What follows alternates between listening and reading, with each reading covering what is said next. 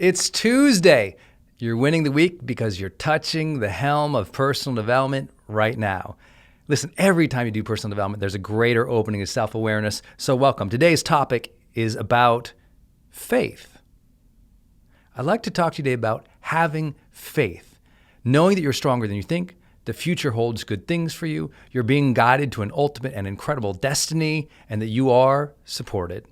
Now, whether or not you take faith to mean something of a spiritual connotation or not, I'll leave that for another episode. That's really up to you. What I'd love to share, though, is the personal development side of faith. That emotional, intellectual, social, or yes, even that striving spirit part of faith.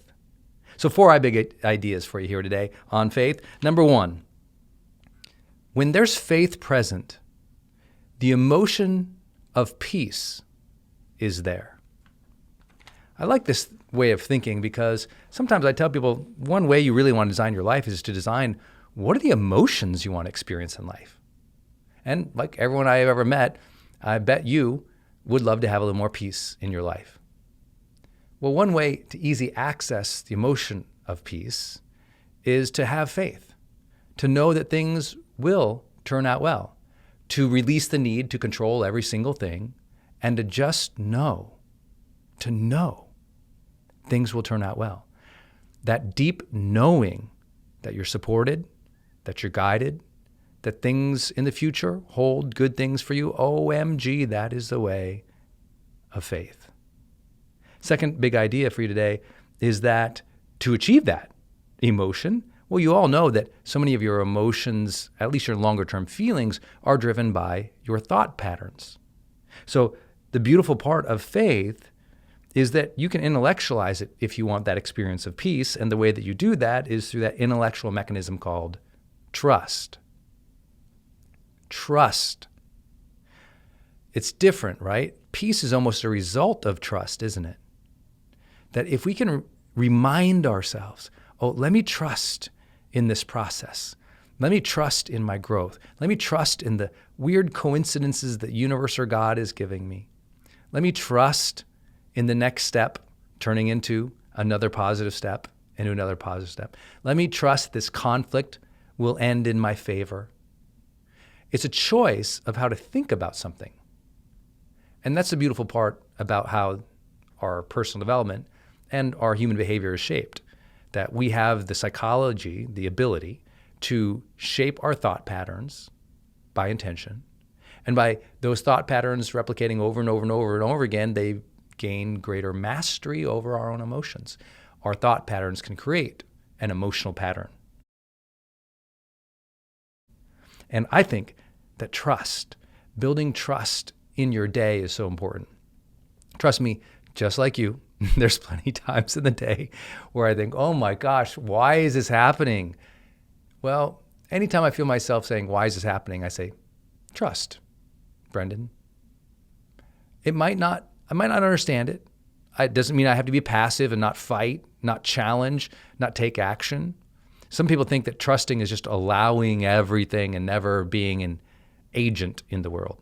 But no, you need still to have that agency. You still need to take action. You still need to be a person of will and responsibility and action. But I can intellectualize when I'm feeling a lot of conflict or a lot of noise or a lot of confusion or a lot of uncertainty and worry. I tell myself, trust Brendan. Trust Brendan. Trust the process. Trust these people. Trust this outcome. Trust God. Trust the universe. Whatever it is, I make myself say the words so that intellectual pattern creates the feeling of peace. Third big idea for you here, when faith is present, optimism is there in your social relationships. See, if you're the person who has trust and faith, you're the person who has trust and peace, you also have that idea in your mind, however crazy it might sound, that really good things are coming, that the future will be good. And when you believe the future will be good, you are an optimist. And when you are an optimist, that energy of positive movement and energy spreads socially. So in faith, the emotion we want to feel is peace often, or connection. the intellectualizing part of it is trust, but the social part of faith often comes up in optimism. Isn't that true? You start encouraging people more because you believe good things will happen for them too. And you believe they're stronger than they think, and you believe they're being guided or supported in a way that's beyond them, maybe even higher than them. Isn't that beautiful? I love that. The most optimistic people I've ever met were people of high faith, whether that was a high spiritual faith or just high faith in the world turning out in good ways.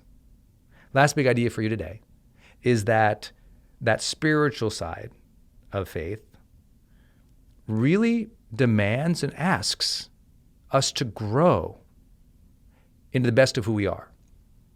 So much of the world's spiritual texts, which I've made a little bit of a study in my life, especially in my 20s, I realized was just asking me to be a better person, to become more, to challenge my base impulses and choose the things that were more honoring of myself, of other people, of the world, of God. And when I got that, it made a big shift. And again, whether you believe in God or not, this is not that forum for it. But for me, there is something we do know from psychology too, that the work of Abraham Maslow and a lot of the humanistic psychologists, that seeking of transcendence in our life, that is the spiritual impulse to grow, to extend, to challenge ourselves, to rise, to become something even better. Not just to survive, but to thrive by growing our skills, thrive by growing in our relationships, thrive by gaining greater self-mastery, if anything. What do those things require? Growth. Isn't that why we're here in Growth Day? So some people come to Growth Day because they just, you know what? They got this challenge or this problem. They're trying to deal with their stress. They're trying to become more productive. Maybe they're trying to just learn something about themselves or find clarity or a little more confidence and purpose. But they're trying to, make something better. And others, they just have a great aspiration. They just know that someday in the future, they have faith that they're going to be called upon to lead. So they better start skilling up now, gaining greater self-awareness now, better personal accountability now, new insight strategies, ways of being and living now, discovering how to develop themselves now so that they are ready when that gate opens to greater abundance, when that opportunity comes knocking, when they have the final challenge to get that proposal, win that deal, break through on that launch, make something magical happen, or lead their people. We got to challenge ourselves. That's what we're doing here, Striver. That's why you listen to this Daily Fire, because every day I'm trying to put some new idea, some new self-reflection, some new point, something, trying to reach across this microphone into your ear and shape your brain to say, hey, I love this personal growth stuff. Every day I just get one new idea, one new insight, maybe a little spark of motivation. That's good because every day we have to try to live our lives in faith and keep growing because every day we know it in our heart, in our soul, and in our spirit is a good day to grow.